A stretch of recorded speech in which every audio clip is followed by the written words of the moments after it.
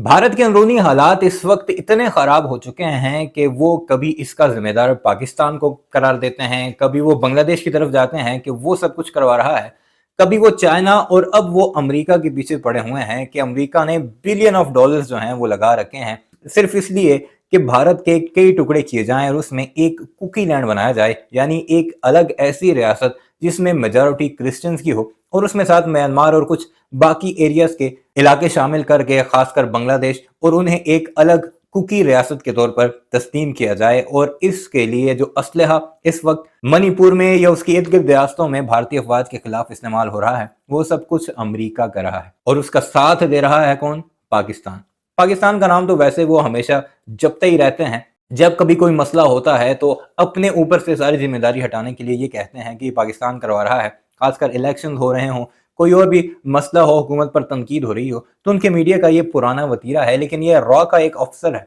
इसकी जुबानी आप सुनिएगा कि ये क्या कुछ कह रहा है कि किस तरह पाकिस्तान या फिर अमेरिका ये सारे बिलियन ऑफ डॉलर्स खर्च करके एक कुकी लैंड बना रहा है और उसके पीछे जो हसीना वाजिद की हुकूमत गई बांग्लादेश से, वो भी अमेरिका नहीं गिरवाई, क्योंकि शेख हसीना वाजिद नहीं चाहती थी कि उनके इलाके छीन कर एक अलग क्रिश्चियन रियासत बनाई जाए जिसमें भारत और म्यांमार के इलाके भी शामिल हो। और जीडी बख्शी ने तो वाज़ेह तौर पर यह कहा था कि पाकिस्तान की खुफिया एजेंसी आईएसआई को इस्तेमाल किया गया है अमेरिका की तरफ से बांग्लादेश में मिलिट्री कू करने के लिए, और अब अमेरिका का ही एक बंदा Mohammad Yunus as a adviser वहां की सरकार चला रहा है। आइए आपको दिखाते हैं भारत का रॉ ऑफिसर इस सारे मामले पर क्या कुछ कह रहा है।